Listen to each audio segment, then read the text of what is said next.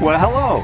I'm John King. And I'm Martha King. Welcome to the exciting world of flying, brought to you by Microsoft Flight Simulator 2000. You'll be using the same skills we've taught to pilots throughout the world. In fact, many pilots use Microsoft Flight Simulator to help with their training and to keep proficient. So let's go flying. Well, as you can see, we're starting right in the cockpit. You know, flying is always fun, but with Flight Simulator, you have the added thrill of flying the aircraft of your dreams. I mean, where else am I going to get a chance to fly a Concorde? But I've got a little more experience in the Cessna 182, so I'll pick that. Now, we're at Meigs Field in Chicago, and I'm all fixed up with the ultimate joystick, the Microsoft Sidewinder Force Feedback Pro, and it's got all sorts of neat controls.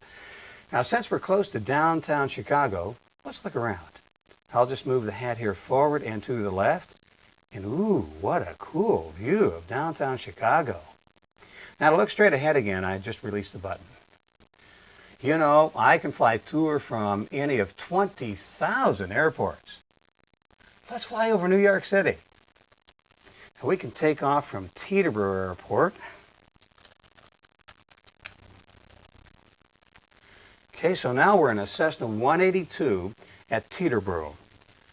I'll press Control E for engine to start the engine.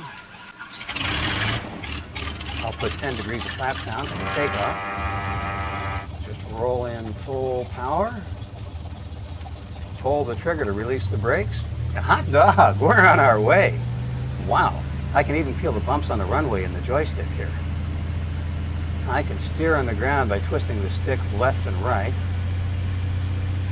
As the speed increases to about 60, I'll pull back on the stick a little to bring the nose up just slightly. Start climbing. Oops, my airspeed's dropping. That means the nose came up a little too high here. I'll pull the flaps up. I'll move the stick to the right to put the airplane on the right bank. And we're headed for New York City. Well, John has fun flying. Let me show you some things that can help you get the most out of Flight Simulator. By the way, if you don't see these menus, you can get them at any time by pressing the Alt key. First, in the Options menu, there's some handy things that let you customize or adjust how Flight Simulator performs and also how Flight Simulator looks. Next, go to the Aircraft menu and choose the kneeboard. In the kneeboard, you'll find checklists to help you fly the airplane. And the Key Commands section will give you the keyboard commands to use if your joystick doesn't have all the buttons that John's does. Now, let's go to the Flights menu. To plan a cross-country trip, choose the Flight Planner. When you get there, let's load the flight plan from Chicago to Frederick, Maryland, the home of the Aircraft Owners and Pilots Association.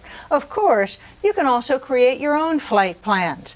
When you're done there, now let's go to the World menu and click on Weather.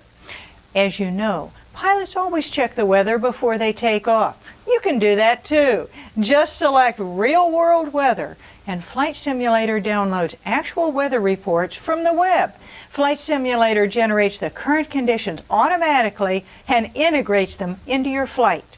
Or, if you don't like today's real weather, you can create your own. Clouds, winds, rain, even low visibility. You get the idea. Flight Sim has lots of fun things that you can do. And again, if you have questions about any instrument, control, or procedure, just click on Help. There's a wealth of information there. Or check the Pilot's Handbook. But now, let's go back and see how John is doing.